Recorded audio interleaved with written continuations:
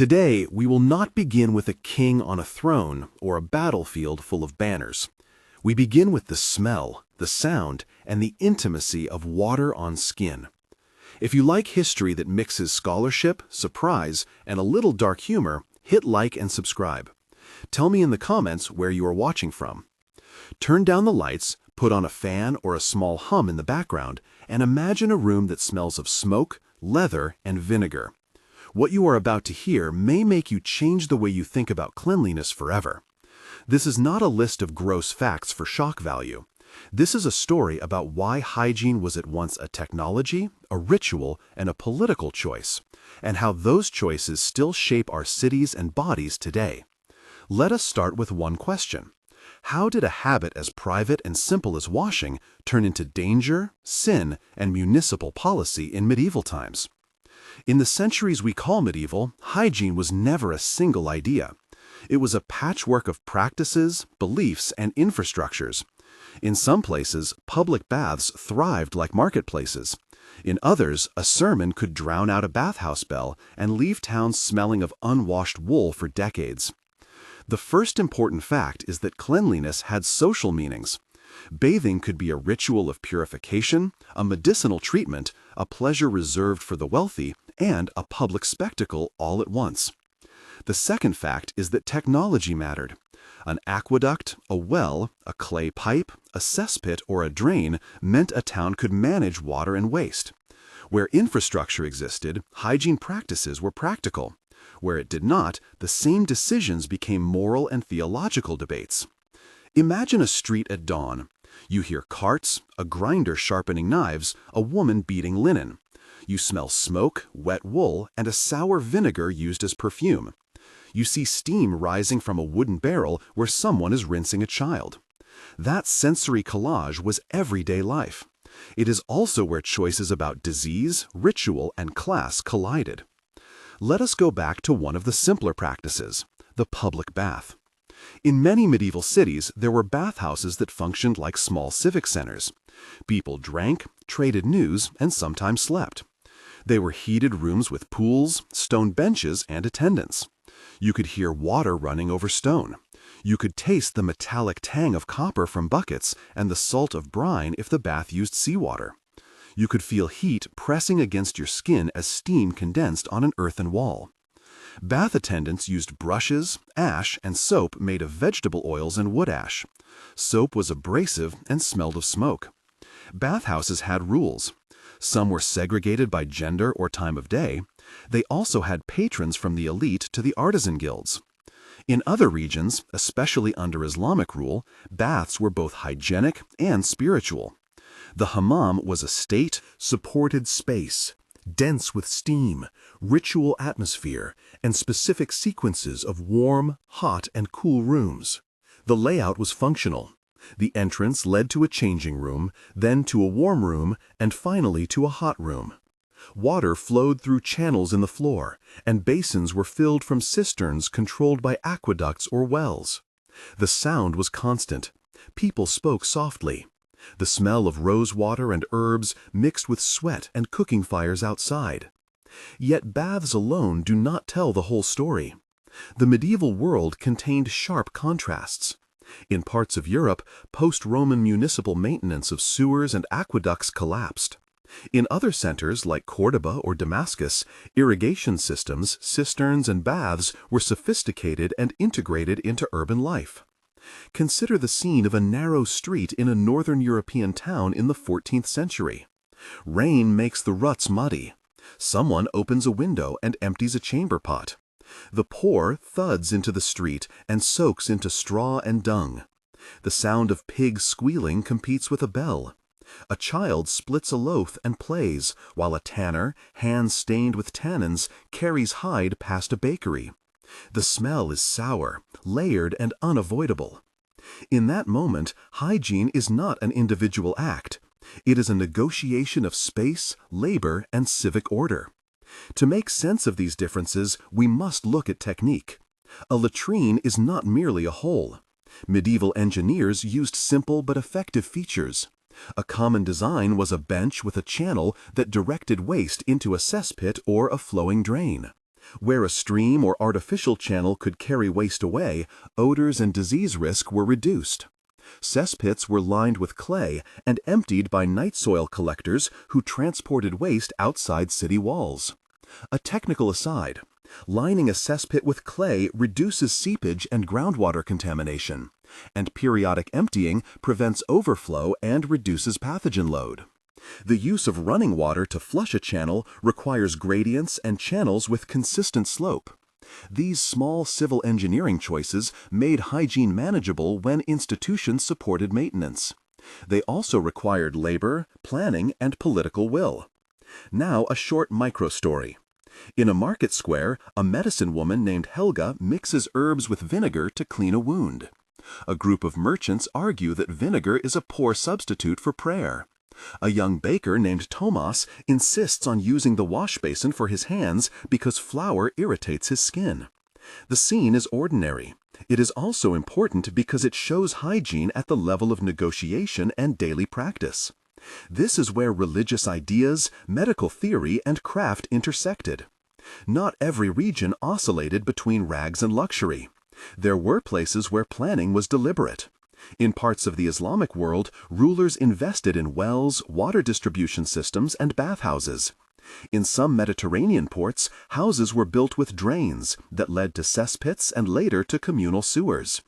In cities like Fez and Cairo, there were regulations about where tanners could work and how waste should be disposed of.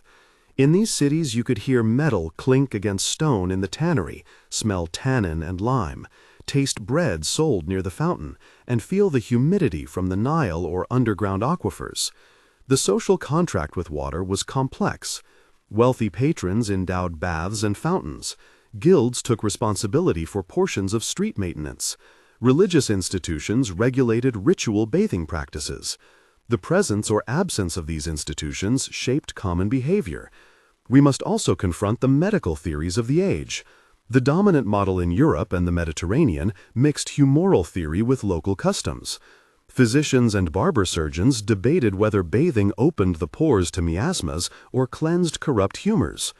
Some argued that hot water softened the skin and allowed evil vapors to enter. Others observed that washing reduced foul smells and infections. This scientific debate was not merely abstract, it guided practical decisions. A short procedural note. To cleanse a wound, a medieval surgeon would wash the area with wine or vinegar, apply poultices of herbs, and then bind it with linen. Wine acted as an antiseptic, in part because of its alcohol content and acidity, and vinegar reduced surface microbes. These remedies stemmed from observation and trial and error. They were not modern sterilization, but they had effects. Here we introduce our central figure. Matteo of Florence was a barber surgeon, not noble, not famous in chronicles, but deeply implicated in decisions about bodies and cities. Matteo's backstory. He was born to a dyer and his wife in a narrow quarter by a tannery. As a child, he learned to recognize smells and stains. He apprenticed with a barber who doubled as a minor surgeon. Matteo learned to pull teeth, bleed with leeches, suture wounds, and set bones. He also learned to identify signs of putrefactive infections versus simple swelling. A small event shaped him. At 12, he watched his younger sister die of a fever after a wound became infected. That loss pushed him to seek methods to reduce infection. He read medical manuals, he observed baths, and he argued with priors and civic officials. He was practical and stubborn. Matteo married a washerwoman who taught him the value of good linen. He kept a tiny journal of cases. Over time, he became a municipal consultant. Town councils asked him about street cleaning, latrine placement, and public bath fees. He was accused of being both reckless and innovative. He recommended that latrines be moved away from wells and that market streets be swept weekly.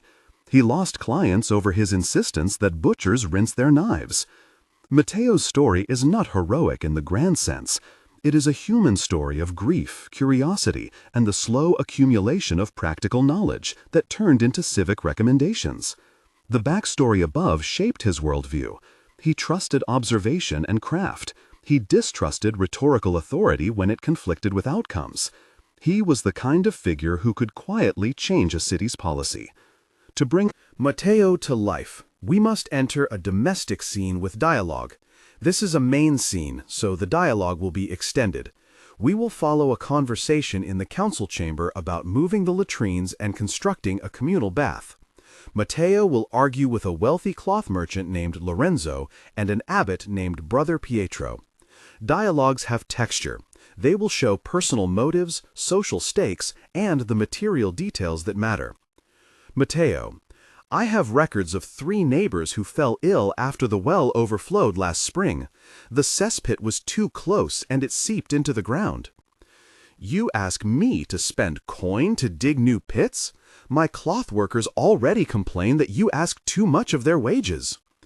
This is not about charity, it is about preventing loss.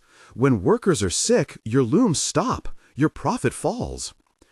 Brother Pietro: we must consider the soul. Baths distract men from prayers. They invite revelry. The bath is a place for the sick to be treated. The warm room helps promote sweating for some ailments. The same heat that you fear can be used to cure. Lorenzo: and who will guard our morals? Who will ensure these baths are not dens of sin? Appoint respected women and men as attendants. Set times, make rules.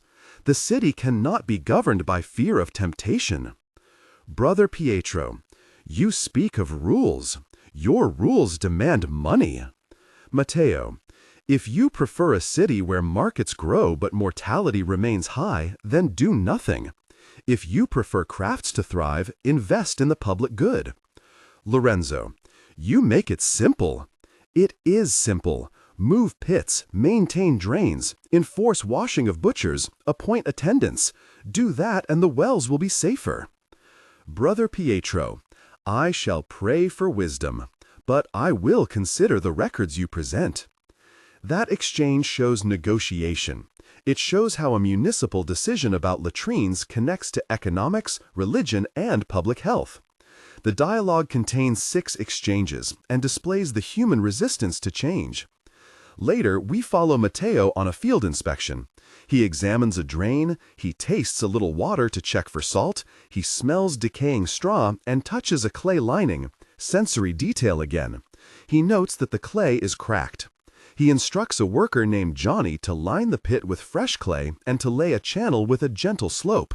He tells a washerwoman named Lucia to teach families how to wash linen to stop flies, because flies carry disease between refuse and food. We now name more secondary characters as required.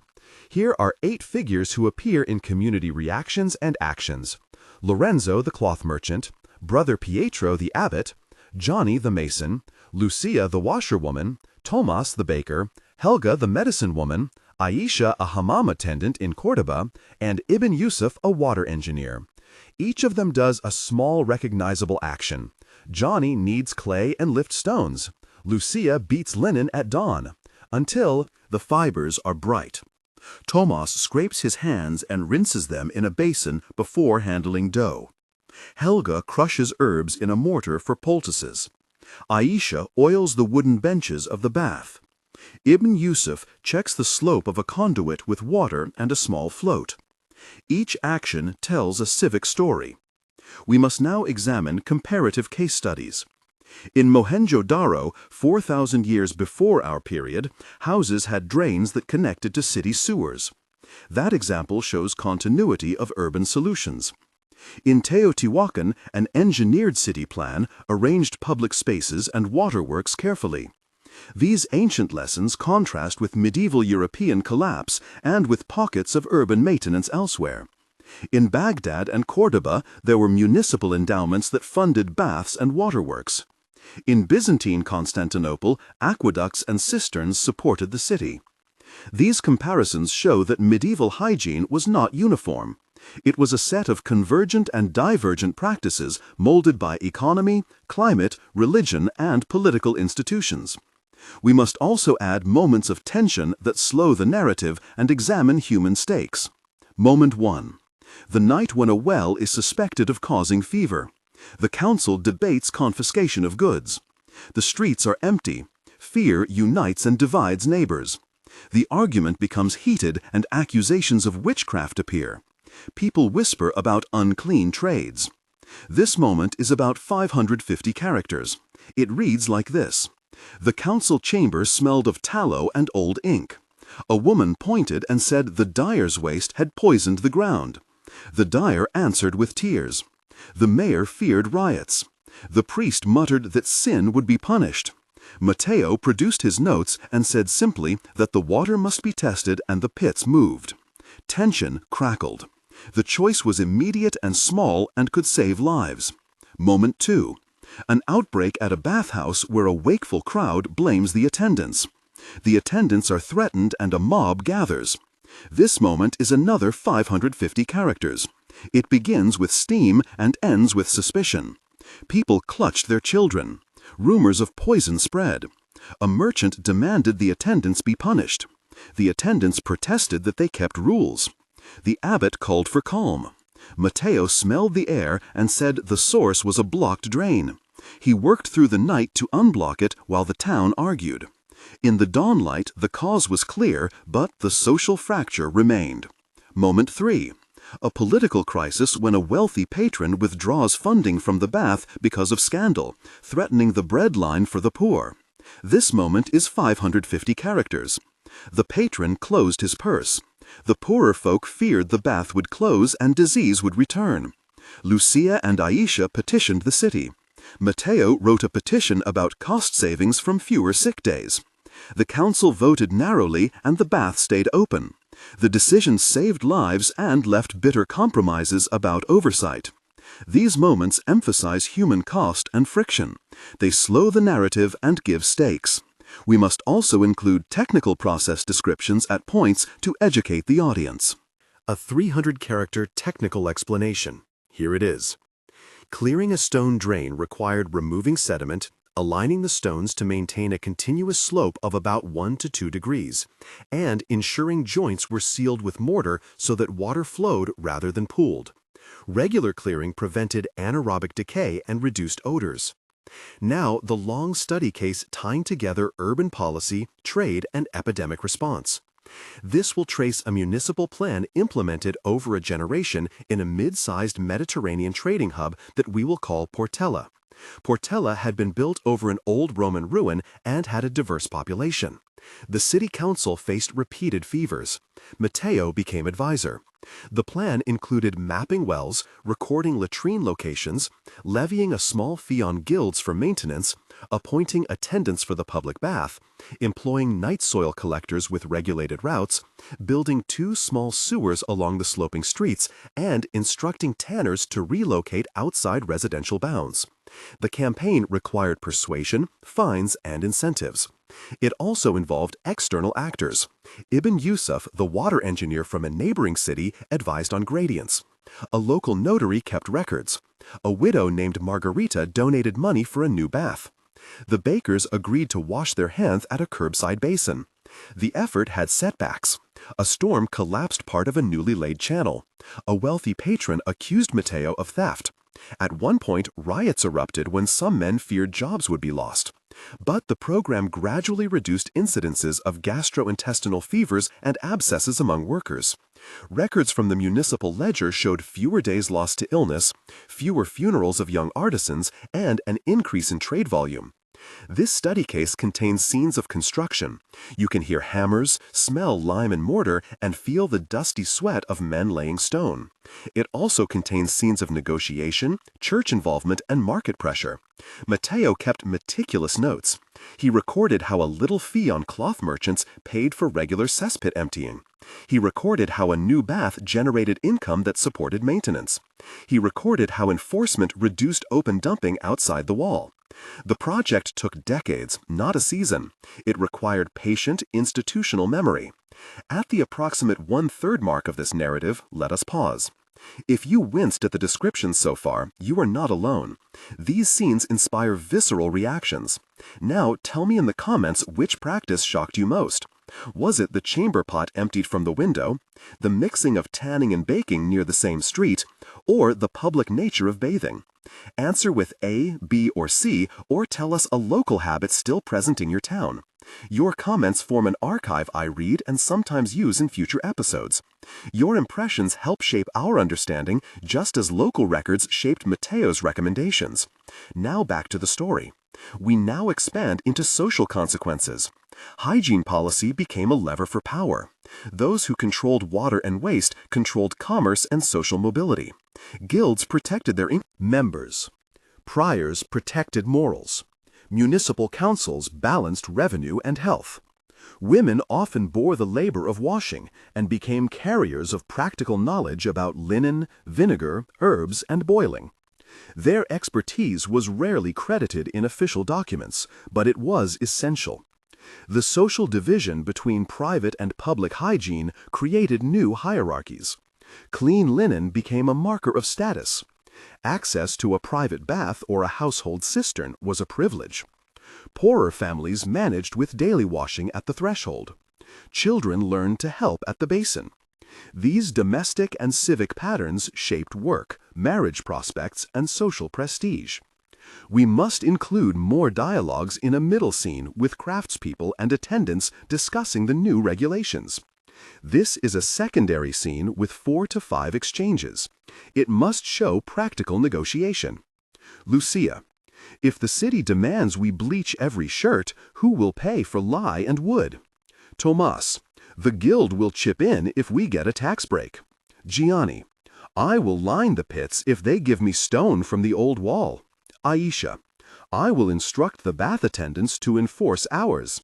Helga: I will teach simple poultices so fewer wounds become infected.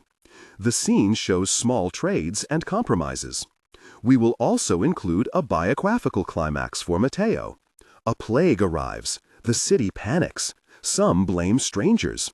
Matteo organizes triage at the bathhouse, suggests quarantining afflicted households, and writes to a nearby city asking for advice. He faces moral dilemmas. Does he support forced isolation that will harm breadwinners but reduce spread? Does he close the bath and risk hotspots? He chooses targeted closures, strict rules for attendance, and a network of volunteers to provide food. This is the political clench. We create a 600-character moment of tension. Matteo stands by a pile of records and watches funeral processions. He argues with the mayor, who fears economic collapse. He argues with the abbot, who fears sin. He writes orders, and martial law is threatened. He chooses measures that save lives at economic cost. The city hates him. Years later, they thank him. We must also name reactionary characters who oppose change and then appear in reconciliation.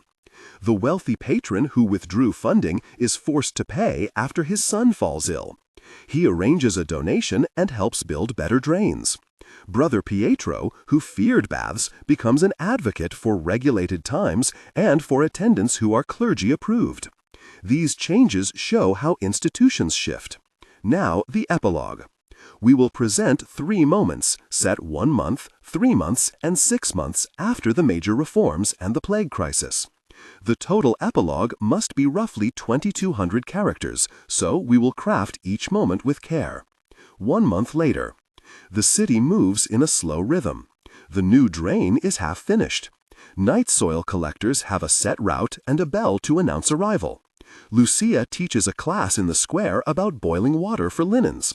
The market smells cleaner, and fewer children have diarrhea.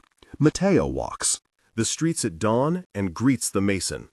He notes that the wealthy still put on fine collars, and the poor still work hard, but there is less coughing in the bakery.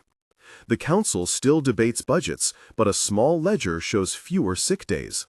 People whisper thanks, but they also whisper suspicions about how long fees will last. 3 months later. The bathhouse is open on a regulated schedule. The hammam attendant from a neighboring town visits to teach methods of heating and filtering water with sand. A baker shares bread with a tanner who promised to move vats outside the residential quarter. Attendance at the baths includes women and men at separate hours. The municipal ledger lists the bath as a modest profit center which now pays for 2 stone repairs. The mayor who once complained of expense sees fewer funerals and more trade. Children play in cleaner gutters. Matteo reads a letter from a distant town asking for his notes. He sends copies. 6 months later, the city has new habits. The system is not perfect. There are still illegal dumping incidents. There are still disagreements about morality and the presence of public bodies in civic life. But trade has rebounded. Guild apprentices learn rules about washing and tool maintenance. The baths host a civic meeting about water rights, and the mayor announces a small stipend for night soil collectors and an increase in fines for polluting the stream. The social memory of the crisis remains. People build small shrines for those lost, and workers sing at the new drains. Matteo is older, his hair grayer. A former opponent brings him a loaf and publicly thanks him. The city has learned that small technical choices about drainage and schedules, combined with social regulation and practical training, can reduce harm and alter daily life. Those 6 months show how policy, practice, and social negotiation produce durable change. We close with cultural reflection. Hygiene in medieval times was not simply ignorance or superstition. It was an array of adaptive responses to limited resources, contested beliefs, and uneven technologies. Baths, latrines, drains, and laws were tools people used to manage risk, dignity, and commerce. The tension between private ritual and public infrastructure shaped who had clean clothes, who lived near a tannery, who had access to wells, and who could avoid infection. When we look back, we see patterns that echo today. Urban planning, sanitation labor, public health policy, and social stigma continue to interact.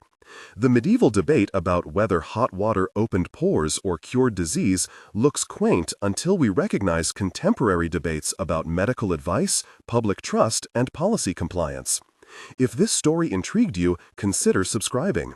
If you want more episodes that mix archival research, interviews, and field reporting about urban histories, subscribe and you will find long episodes with notes in the description. Tell me which details surprised you most in the comments. Did you expect baths to be both civic and intimate? Did you expect Engineers and washerwomen to be allies in public health? Your responses help decide which city I investigate next. In the end, the past is not a museum of curiosities. It is a practical mirror. The surprise is that simple, unglamorous acts of maintenance, measured humility from authorities, and the stubborn knowledge of ordinary people often matter more than grandeur. If we want cities that keep us healthier, we must think like Matteo. We must plan drains, fund attendance, value the labor of those who keep water flowing, and be willing to change rituals when evidence demands it. The shocking truth about medieval hygiene is how it was everywhere a negotiation between technology, belief, and the stubborn work of people who understood that cleanliness could be medicine, politics, and dignity all at once. The past keeps us awake because the same choices return in new forms. If you enjoyed this deep dive, like, subscribe, and leave a comment. Tell me where you are watching from and what local habit still surprises you. At the end, remember this: the past is not only behind us, it is a set of tools we can use to build better cities and kinder policies in the present.